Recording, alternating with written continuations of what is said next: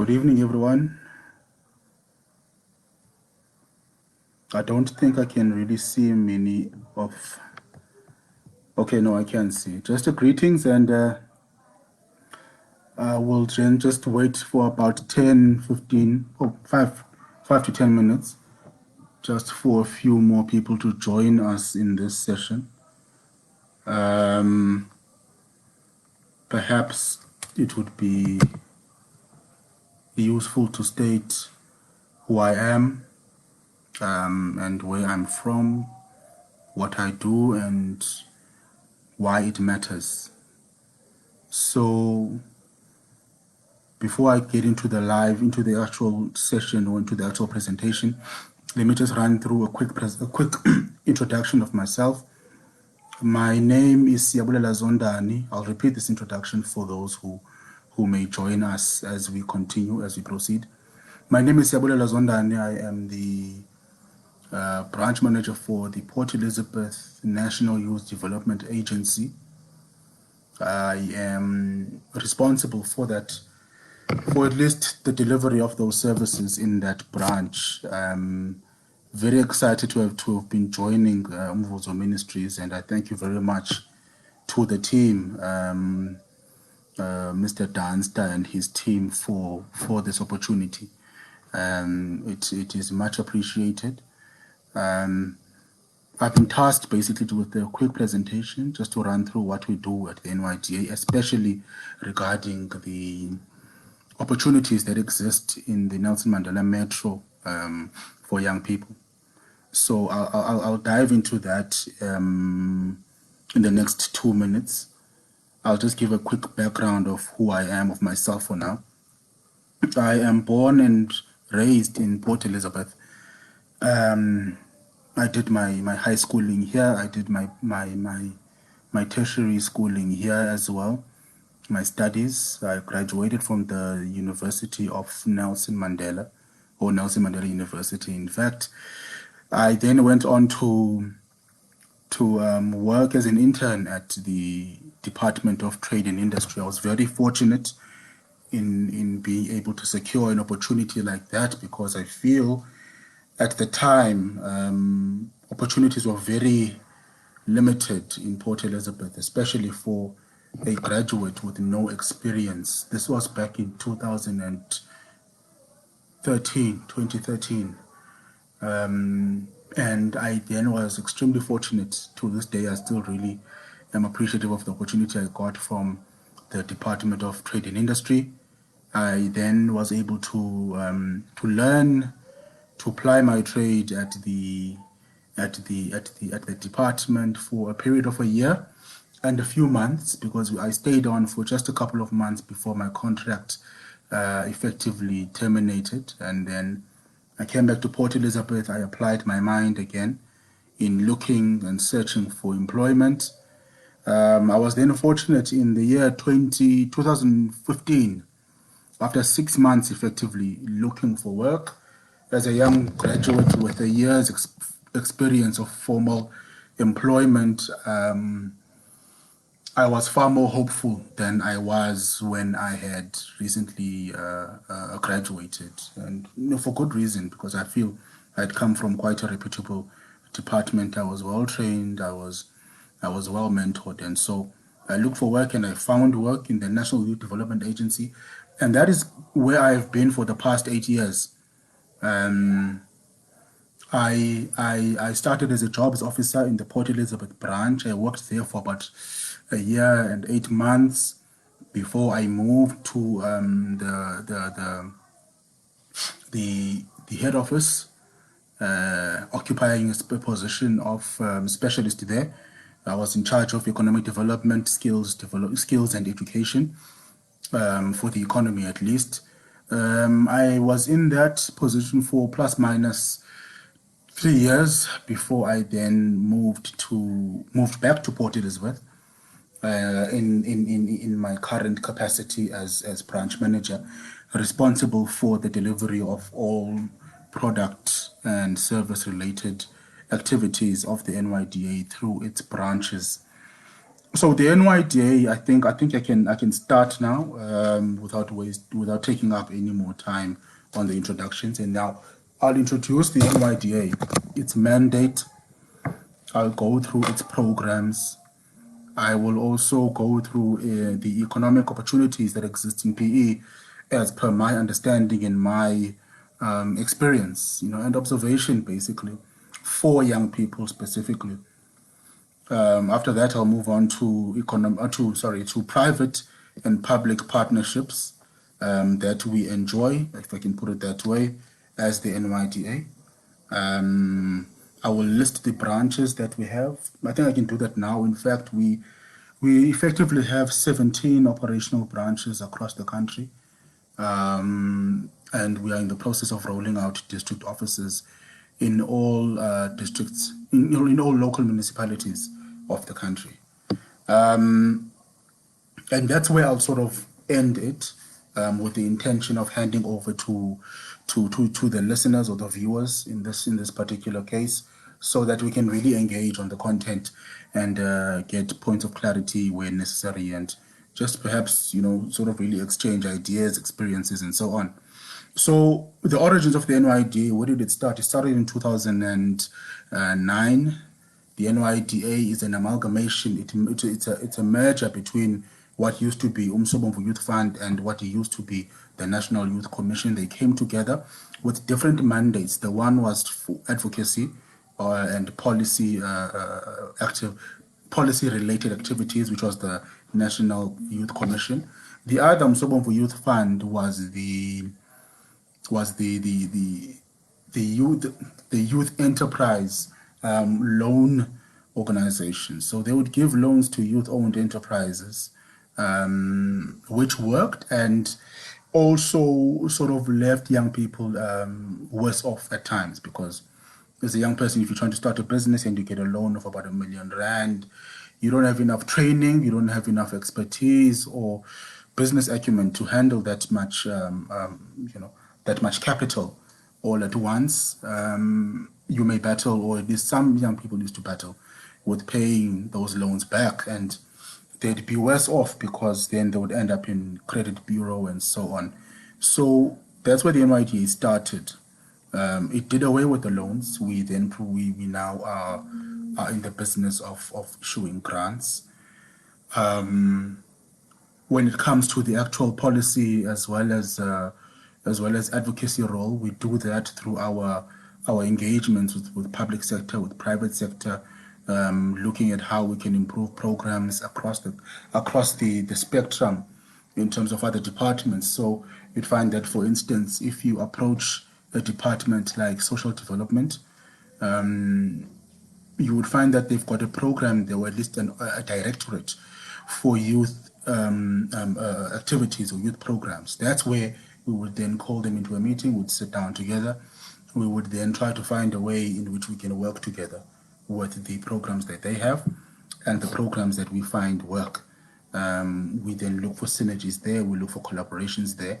So that speaks to some of the public and private partnerships that we have as an agency. So which programs exactly am I speaking of? So the programs that I'm speaking of in particular are the programs offered by the NYDA. One of them, which is the flagship program, is the grant program. So here we try to assist youth-owned enterprises with business support, which is a blended approach in that we offer financial and non-financial support to youth-owned enterprises by means of grants. So that would be financial support, and also vouchers, where a young person may perhaps need a marketing voucher, or may perhaps need to set up a website for their e-commerce business. The young person may also need other interventions that we then look into and see how we can assist them. Right, so those are the two major offerings that we do have. They are all underscored by a training element, which is very important. Any product or service any product, in fact, that you access from the NYDA, you have to have gone through an element of training before you do access it, so that we make sure that you know exactly what you're getting yourself into, that you are the right person for that particular product and product that we have to offer for you. This all makes sure that we are accountable as a government, um, uh, uh, uh, as a government organization, that we are accountable as responsible citizens dealing with public money, public funds. So that's how it basically works. Coming down to the economic opportunities that exist in the Nelson Mandela Bay, the question is where do we start really? Because ultimately, if you look around in the Nelson Mandela Bay, you've got your economic drivers, which are well documented in our national in our national development plan and in our provincial development plan, the PDP. Namely, there would be the opportunities that exist in the automotive sector. You'd find young people participating there, especially in the supply chain, or at least a supply value chain, by means of being young people or youth-owned enterprises that produce parts for vehicles, youth-owned enterprises that repair vehicles, that are in the business of vehicle repair, automotive repairs, youth-owned enterprises that are in the business of fuel.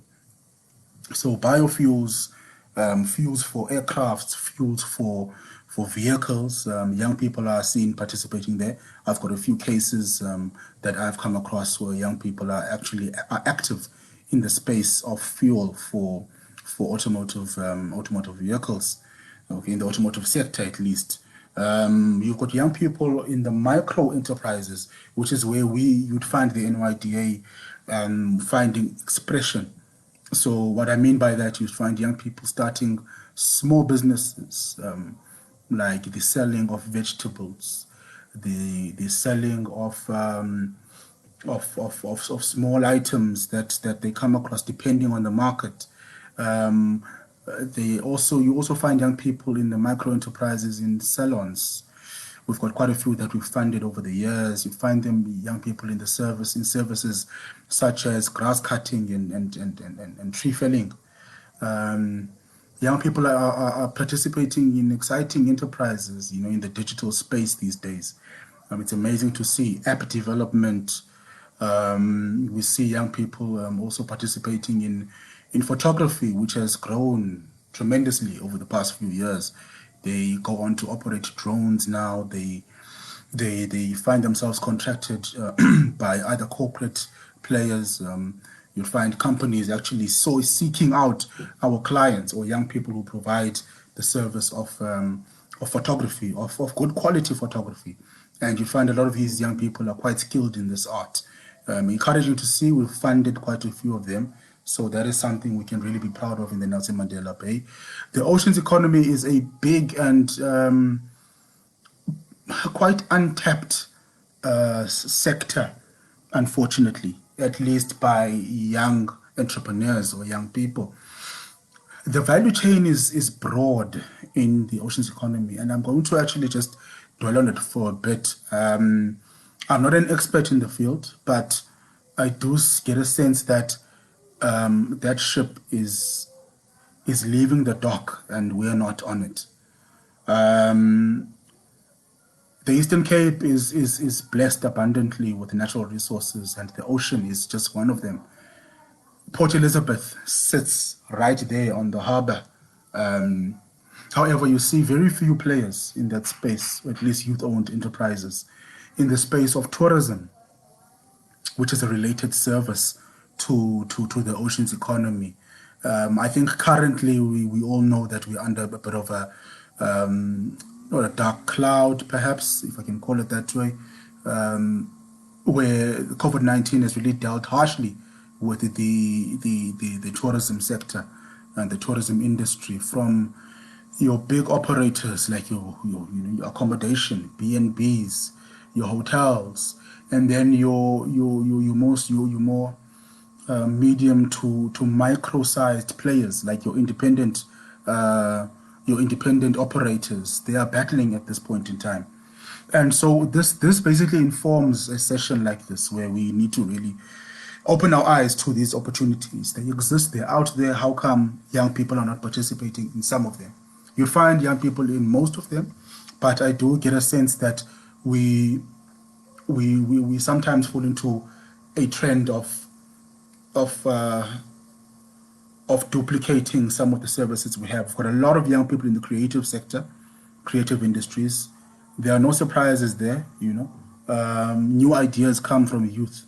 The creative industry is bustling with young people, and they are participating fully in that sense.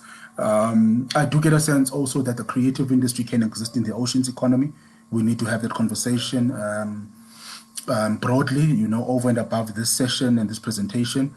We also find young people in being general suppliers, you know, for your hospitals, your big departments. They are actually active in that space. It's encouraging to see young people being active suppliers to the biggest buyer, you know, the biggest procurer in the country, which is government.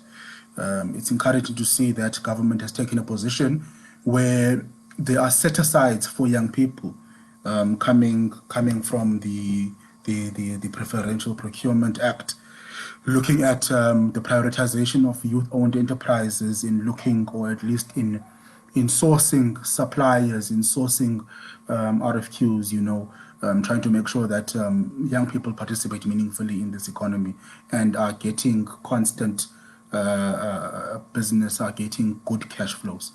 So that is encouraging. When it comes to our public and private partnerships, I think I've touched on that, but briefly. If I were to really expand on it, I'd go as far as making a few examples, or at least two of them. I'll make two examples where we have successfully partnered with private and public institutions. We have currently signed an MOU. It's an MOU. Sometimes I get a bit confused with the jargon there. We have a standing MOU with Coca-Cola. Coca-Cola has come on board. We are working in collaboration with a program called Biz in a Box, which has been rolled out in the Nelson Mandela Metro over the past few years. I think over the past 3, if not 2 years. We then came on board, I think, recently, but yeah, we came on board last year to really cement our position in supporting the program with our own offerings, with our own expertise, with our own resources, and seeing how we can really add value there. So there are exciting times ahead of us in that sense. Coca-Cola is one of our partners there. We've got quite a few others that are related to our head office and have been rolled out in tranches, if we can put it that way, in other provinces, and we're doing good work there. When it comes to our public partnership, I think what a partnership that comes to mind to me is the partnership with NSFAS. So this ties in nicely with the economic opportunities that exist in the Nelson Mandela Bay, because ultimately education is a stepping stone for any success, really. If you're looking to start your own business, it's important you know what business administration is, what entrepreneurship is, how to manage your finances, how to keep records, how to really ensure good governance, and that can only really come from a formal setting or formal education. So education is key in that sense, either for opportunities of employment or opportunities of business. So we've partnered with NSFAS in by way of having about 4 to 5 interns in each and every single branch. When the window for the applications are open, we then invite those interns who then act as, so our branches become extensions to NSFAS, because I think everyone will know that NSFAS offices are based in Cape Town, Wynberg, if I'm not mistaken, which in and of itself presents a challenge of access. So the MIJ has come on board there to really add its value in offering its facilities, all 17 branches and district offices, so that young people can simply walk into the branch, get an application form, take it back with them, and resubmit the application form, the complete application form, to that branch. It will be captured and then also sent to the head office at in Cape Town. So in short, that's what we offer in terms of our partnerships. which for me has worked tremendously well. It's a partnership that really is relevant and needed at this point in time. Young people need to access universal education, and what I found, more especially, after the advent of fee-free education, young people are coming in to our branches, are coming into institutions of higher learning in their numbers.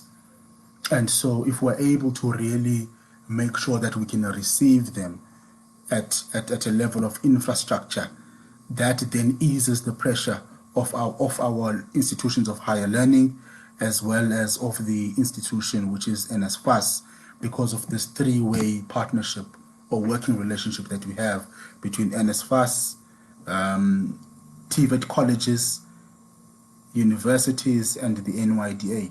So I think that's one of the partnerships that really stand out for me and have worked very, very well over the past few years. I think I'll pause there for now and entertain any questions or comments. Yeah, let's engage. Let me try and see if there's anything for me to respond to here. Okay, I think I've got a question here. I've been going to NYDA for granting purpose in a solid. So it's Keda Malone. Okay, so his first question is: I've been wanting to go to the NYDA for a granting purpose in a solid business. I've been looking to, but those I've come across warned me about industrial espionage, where people's ideas have been stolen by NYDA workers. So my question is, how does the NYDA safeguard ideas? So how do NYDA safeguard from having ideas stolen by workers at the NYDA who capture ideas? Kate Maloney, to that question, I really cannot necessarily give you a convincing answer, or I cannot really respond to it, because I have not heard of any ideas being stolen.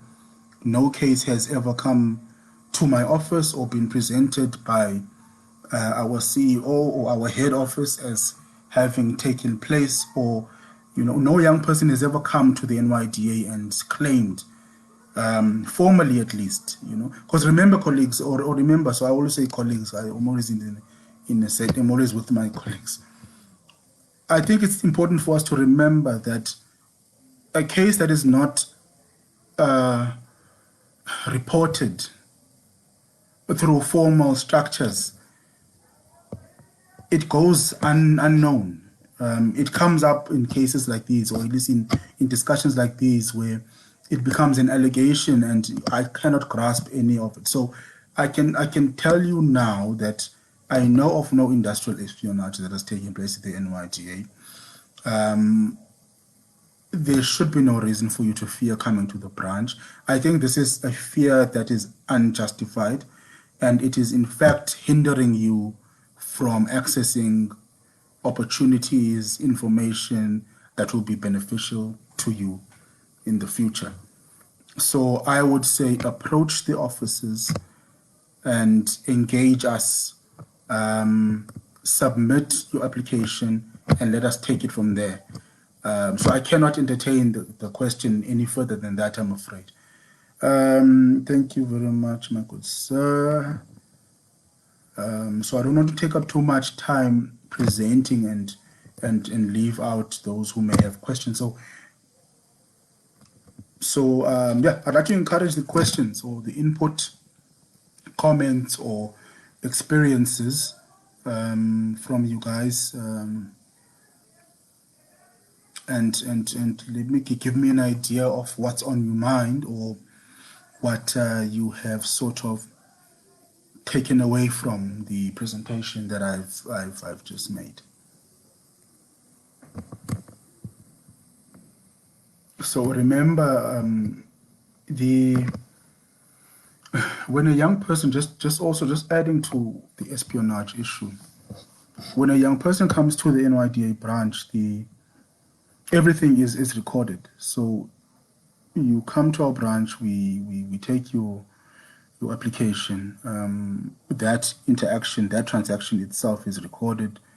It goes on to our officers for further assessment. Those engagements are also recorded. We then apply our minds and we give you an outcome. That also is recorded.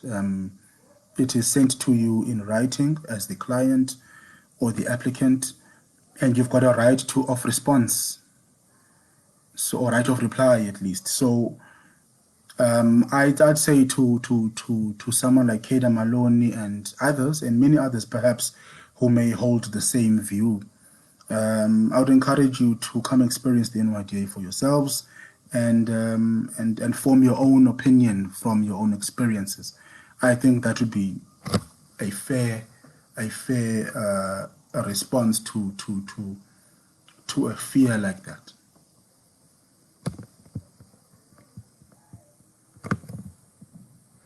Are there any more questions, comments? I've been advised that once I'm done with the presentation, I then can attend to the comments and questions, and after that, I can close. So I'll give it perhaps another 60 seconds if anyone wants to scribble something quickly. From what I can see, it was Keda Maloney who had a question to pose, which I attempted to respond to.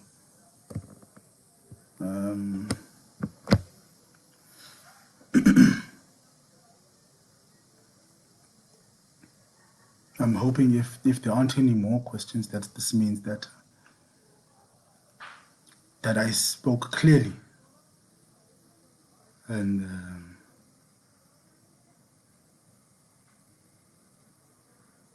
okay. All right. So let me then thank Umvuzo Ministries once more for the opportunity. It is really much appreciated. We, as the NYJ, we appreciate all opportunities to engage with young people, to engage with our clients and people who find or take an interest in the work that we do. I'd like to thank Mr. Dunster and his team for setting this up. I'd like to also wish everyone a happy Youth Month. Let us observe it for what it really is. Let us enact. Let us please. Let us really do what we can in our corners. We were living in really difficult times. I mean, before the COVID-19 pandemic hit us, we were living in tough economic times. We were in a technical recession, and it was a slippery slope downwards that we were facing.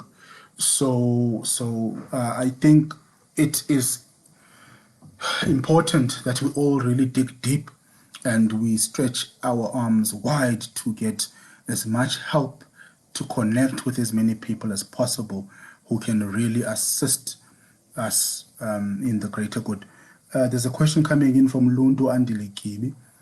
May I please add on Keda's questions? If any sort happened, fear not, because that means God has much greater ideas in store for you in bigger heights. So don't worry about that. It's just water under the bridge. Thank you very much, Lundu, on that comment, for that comment there. Let me also share this with everyone watching. I won't name drop, right? But there are chicken brands. Let me put it that way. There's a chicken brand that started selling chicken, and then another one popped up, and people bought that chicken, and another one popped up, very similar. They all sell cooked chicken. Retail stores sell cooked chicken. they also have customers. So what I want to come to, or what I want to get to is, in as much as we may have good ideas, and I'm not justifying the stealing of ideas. I don't think there's such a thing as a stealing of ideas. It's a mere fact of how do you execute it. You know, we can't, for instance, frown upon a car wash that pops up 5 kilometers away from the car wash that you have set up. There's nothing you can do about that. That's competition. In fact, it helps you at times if you have too much coming in through your own doors and your own standards of deliveries are compromised. You can refer those clients to that other car wash. If you're running out of water, you can approach that other car wash and see if they can assist you. If you are battling in terms of workers, if you are battling in terms of supplies, if you are battling in terms of pricing for what you want to get. So let's say some of your consumables as a car wash are your detergents, you know, you polish your detergents, your foam, whatever makes the foam in your soap that you buy. If you were to come together with 6 or 7 other car washes in the same area as you, and you approach one wholesaler, and you tell that person or that the owner of the wholesaler that all 7 of your car washes want to buy from him or her. However, you want to negotiate a reduced price, a discount, because you will be buying in bulk. Then having competition is a good thing. So it depends, it always depends on how you see it, guys. You cannot really point a finger at anyone for setting up a business elsewhere. It doesn't really work. So please apply yourself to that.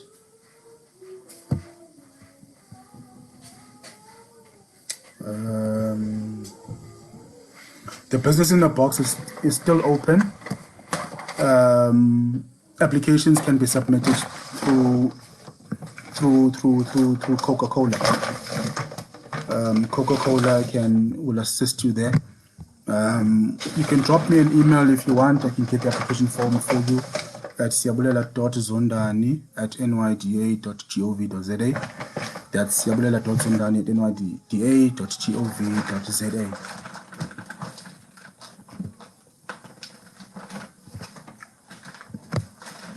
So my example really was just speaking to competition. Competition will exist whether you like it or not. It's just a matter of how you view it, how you use it. My example, my view is that you have to use competition for your own advantage. If you are having issues with supplies, if you're having issues with prices, come together, go and convince or persuade your supplier to reduce those prices for you, because you all will be buying from that same supplier in bulk. So that's just one example. That's just one advantage of competition. So look into these issues, good people. Look into these options. We need more young people to start businesses, because what that then creates is a culture of entrepreneurship, is a culture of creativity, is a culture of maximizing on resources. So one of the key aspects of entrepreneurship is the mobilization of resources, right, for the benefit of the business. So you scan your environment, you spot a gap, you try to see where you can add value, and then what you do from there is you mobilize resources to extract as much value out of that for yourself. So you solve a problem while creating profit for your business. So consider that, colleagues, and I think we'd go a long way. I'm just checking for any more questions.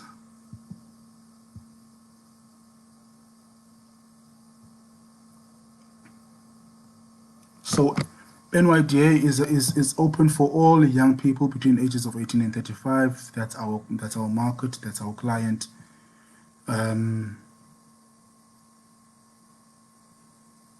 We provide services across the board.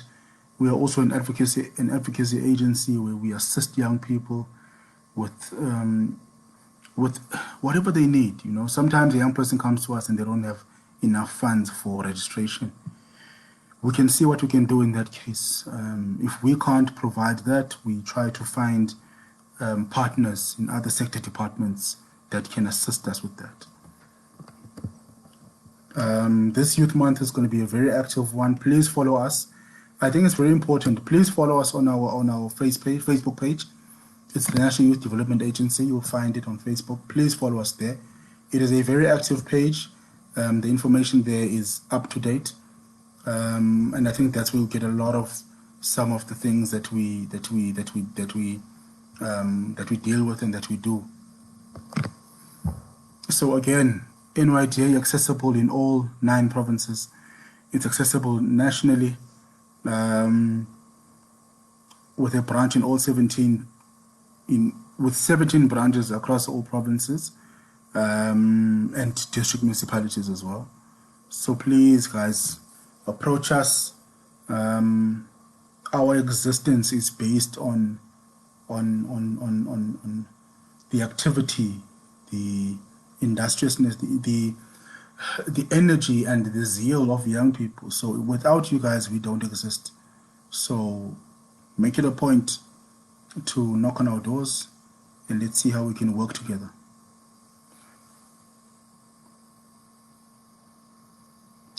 I think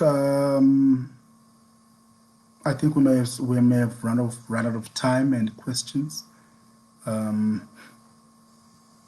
Excuse me. Let me just run through my contact details once more. I am reachable on my email address. That works best, especially at this point in time where we are all working remotely. So the offices of the NYD are not open under COVID-19 lockdown level 3. But also keep an eye on our Facebook page for any updates there. But under level 3, the NYDA offices, at least the branches, are not yet open. So you can reach me again on siyabulela.zondani@nyda.gov.za. That's siyabulela.zondani@nyda.gov.za. Maybe I should actually type it in the comments here.